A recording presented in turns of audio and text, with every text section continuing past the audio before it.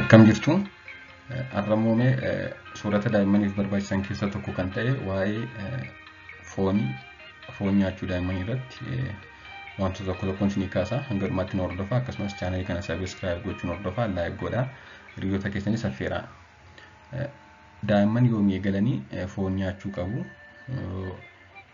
Faayidaan foonii daa'immaniif qabu maali kan jedhu irratti karmaan gadiitti isinii dhiyeessa.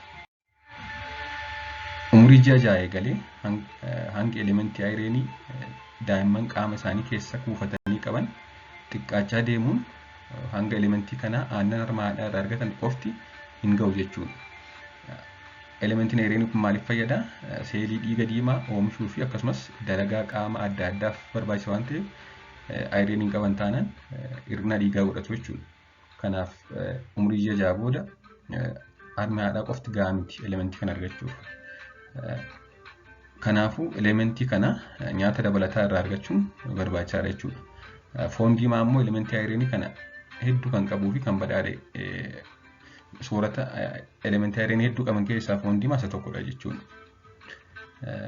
Akkasumas gosta ayireenii foon keessa jiru kan gaarii ta'edha.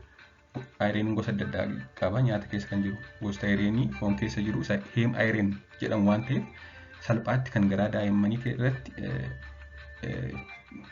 absorbi ta'u gara qaamaatti fudhatamu isa ta'edha jechuudha.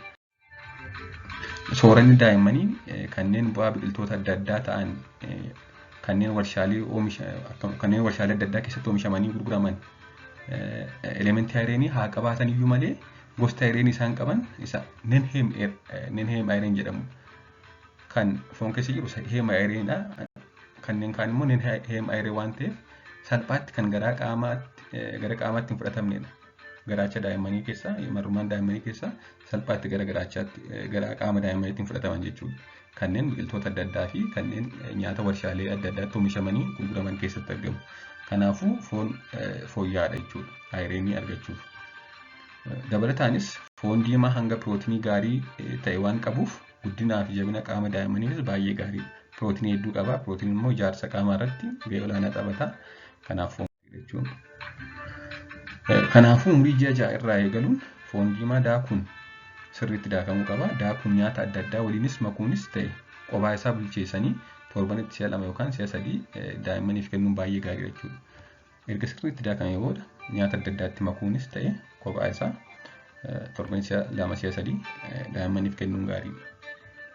Haa ta'u malee foon heddumminaan torbanitti si'a 3 ol nyaachisuun fayyaa daa'immaniif gaarii miti waan ta'eef torbanitti guyyaa 2 guyyaa 3 caalaa daa'immaniif foon kennuun gaarii miti. Kanaafuu torbanitti si'a 2 si'a 3 qofa kennuun gaariidha jechuudha.